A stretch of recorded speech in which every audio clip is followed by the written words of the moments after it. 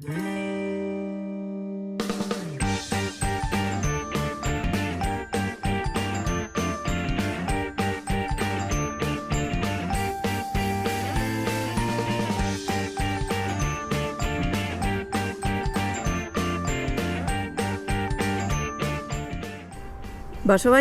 naturarekin harremanean oinarrituriko ongizate teknika bat da.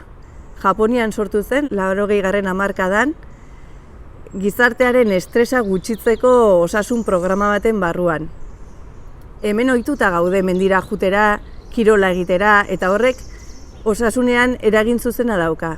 Baina basobainoak beste proposamen berri bat ekartzen digu. Naturan egoteko beste modu bat.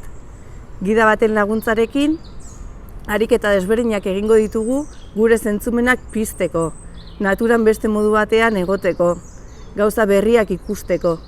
Eta honek, tresnak emango dizkigu estresetik atera, zurrunbilotik atera, eta naturan beste modu batean kokatzeko. Tresna hauek gure egunerokotasunera erabili ahal izango ditugularik.